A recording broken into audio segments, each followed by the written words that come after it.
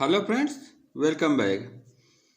आज के इस वीडियो में विषय हिंदी कक्षा 7 प्रकरण बाल लीला पर लेसन प्लान को लेकर आया हूँ। दोस्तों, यह लेसन प्लान बनाने का एक मॉडल है। आप अपना लेसन प्लान अपने कॉलेज या यूँ कहें यूनिवर्सिटी के अकॉर्डिंग ही बनाएं। तो इसमें सर्वप्रथम विद्यालय के नाम में उस विद्यालय का नाम लिखा जाता है जहाँ पर हम ट्रेनिंग के लिए गए होते हैं। इसके बाद दिनांक, कक्षा, विषय, चक्रवर्ती। इसके बाद प्रकरण बाल लीला को देखेंगे। इसके बाद आता है सामान्य उद्देश्य। सामान्य उद्देश्य में प्रथम है बच्चों में हिंदी विषय के प्रति रुचि जागृत करना, बच्चों को कल्पना शक्ति का अवसर प्रदान करना, उद्देश्यों का छात्र व्यवहारपरक होना।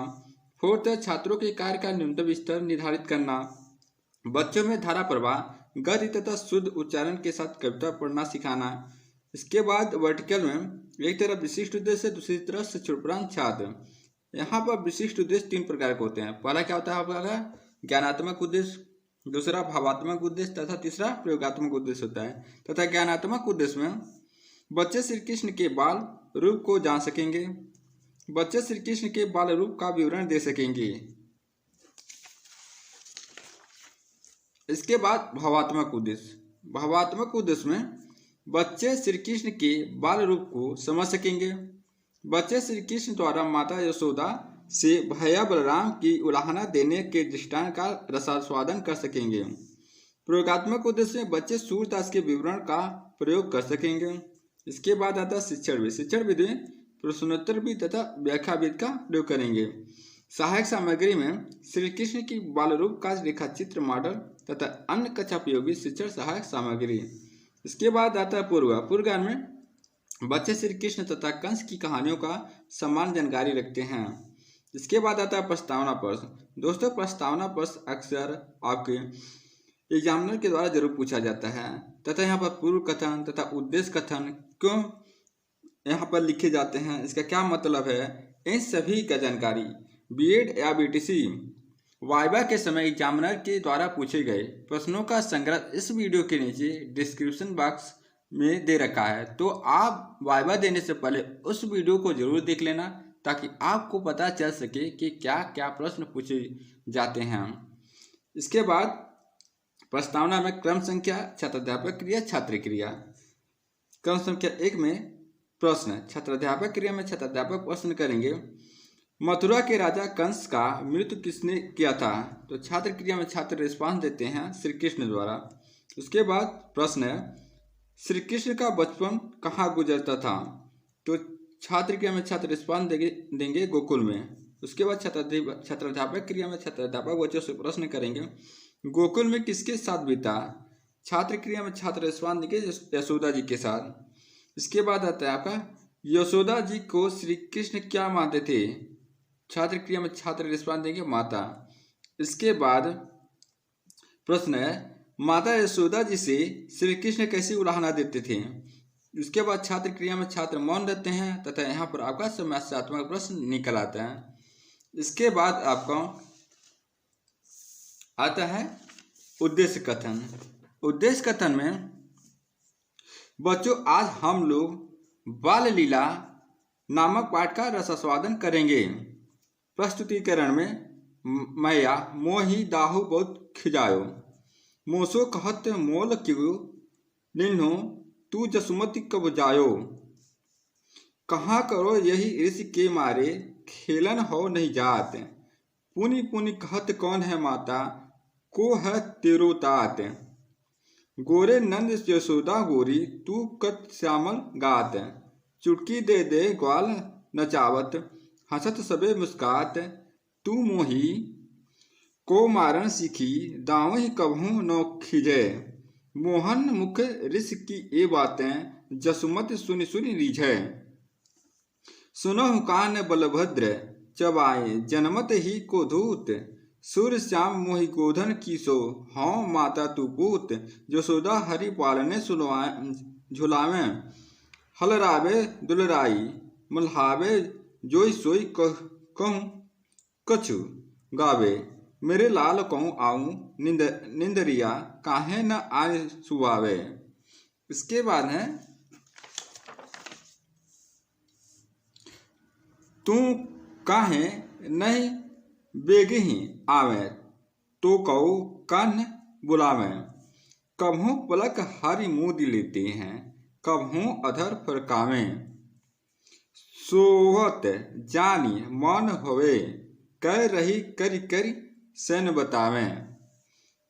यही अंतर अकुलाई उठे हरि जसमती, मधुरे गावे। जो सुख सुर अमर मुनि, दुर्लभ सो नंद भामली पावे। इसके बाद आता है आपका आदर्श वचन। आदर्श वचन में छात्राध्यापक द्वारा उचित लय, आरोह अवरोह के साथ कविता का आदर्श वाचन किया जाएगा। इसके बाद आता है अनुकरण वचन। अनुकरण वाचन में कविता का अनुकरण वाचन छात्रों द्वारा करवाया जाएगा। इसके बाद आता है कठिन निवारण। कठिन निवारण में शब्द और अर्थ। शब्द में खिजायो मीन्स क्या होता है, चिढ़ाना। जायो मीन्स पैदा किया। ताद मीन्स पिता। खींचे मीन्स क्या होता है आपका डांटना। चबायो मीन्स चुगली करने वाला। इसके बाद आपका आता है शब्द और अर्थ में धूत मीन्स क्या होता है, चालाक। हलरावे मीन्स क्या होता है आपका बच्चों को हाथ में लेकर इधर उधर हिलाना। मल्हार मीन्स क्या होता है, चुप कराना, पुचकारना। बेगी मीन्स शीघ्र जल्दी होता है। इसके बाद टोको मीन्स तुमको, फरकावे मीन्स हिलाना, संचालित करना। सैन मीन्स इशारा, संकेत। भागिनी मीन्स पत्नी। इति अंतर मीन्स इसी बीच, इसी समय। गात मीन्स शरीर। रीस मीन्स क्रोध, गुस्सा। रिझे मीन्स अत्यंत प्रसन्न। गोधन की सो हों, गोवर्धन पर्वत की सौगंध मैं। इसके बाद सस्वर वाचन। सस्वर वाचन में छात्रों के कविता का सस्वर वाचन करवाया जाएगा। इसके बाद आता है भाव विश्लेषण, छात्राध्यापक क्रिया तथा छात्र क्रिया। भाव विश्लेषण में छात्राध्यापक क्रिया में छात्राध्यापक बच्चों से प्रश्न करेंगे, श्री कृष्ण को कौन चिढ़ाते हैं? तो छात्र क्रिया में छात्र रिस्पॉन्स देंगे, दाऊ। इसके बाद पुनः छात्राध्यापक क्रिया में छात्राध्यापक बच्चों से प्रश्न करेंगे, श्री कृष्ण से दाऊ क्या कहते हैं? तथा छात्र क्रिया में छात्र उत्तर नहीं दे पाते तथा मौन हो जाते हैं। उसके बाद छात्र छात्राध्यापक के कथनों, शब्दों एवं वाणी को सुनते हैं। इसके बाद व्याख्या में श्री कृष्ण जी माता यशोदा से कहते हैं कि भैया दाऊ बलराम मुझे बहुत चिढ़ाते हैं। मुझसे कहते हैं कि तुझे यशोदा ने जन्म नहीं दिया है, तू तो मोल का लिया हुआ है, मैं क्या करूं? इसी गुस्से के कारण मैं खिलने नहीं जाता हूं। बार बार मुझसे कहते हैं कि कौन तेरी माता है और कौन तेरे पिता हैं। यशोदा और नंद जी तो गोरे रंग के हैं, फिर तू श्याम रंग का उनका पुत्र कैसे हो सकता है? सभी ग्वाल बाल ताली बजाकर हंसते हैं और नाचते हैं। इसके बाद पुनः छात्राध्यापक एवं छात्राध्यापक बच्चों से प्रश्न करते हैं, श्री कृष्ण यशोदा से कहते हैं कि तू सिर्फ मुझे ही मारती हो, दाऊ को नहीं मारती हो, तो यशोदा जी क्या कहती हैं? तथा छात्र क्रिया में छात्र मौन रहते हैं तथा छात्राध्यापक की बातों, कथनों एवं शब्दों को सुनते हैं।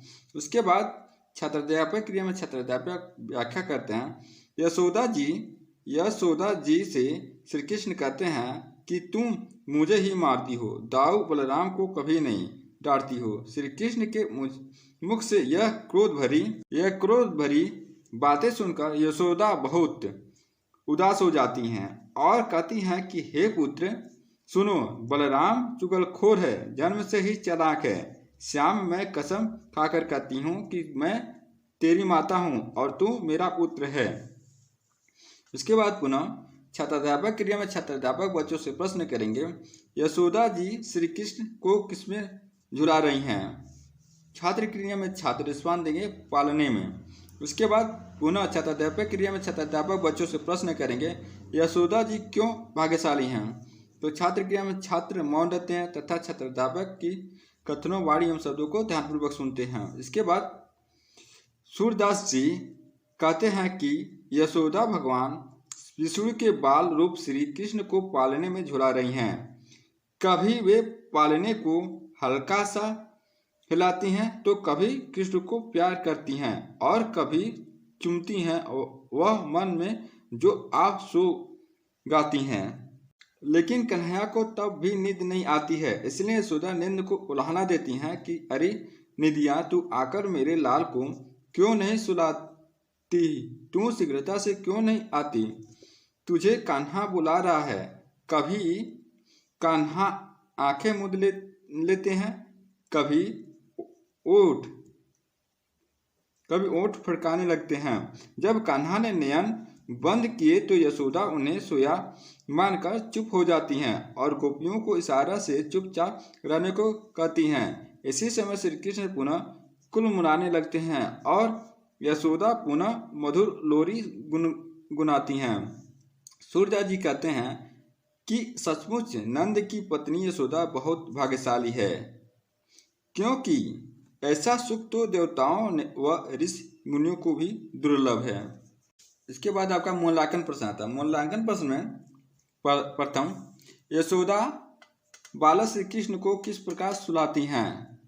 सेकेंड है, दाऊ बलराम क्या कहकर श्री कृष्ण को चढ़ाते हैं? श्यामवर सारांश के प्रश्न में, वह कौन सा सुख है जो देवताओं को दुर्लभ है? श्री कृष्ण कब आंखें मूंद लेते हैं?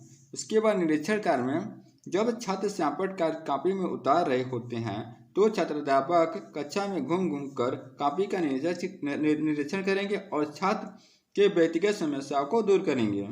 इसके बाद पुनरावृत्ति के प्रश्न में, कान्हा के किस बात पर यशोदा जी उदास हो जाती हैं? उसके बाद आता है गृह कार्य। गृह कार्य में बलराम के किस बात पर सभी ग्वाले हंस पड़ते थे? इसके बाद आता है अंत में छात्राध्यापक का हस्ताक्षर छात्राध्यापक का, उसके बाद हस्ताक्षर पर्यवेक्षक की।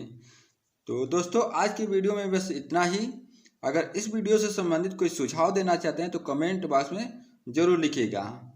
Thank you and take care. जय हिंद, जय भारत, वंदे मातरम।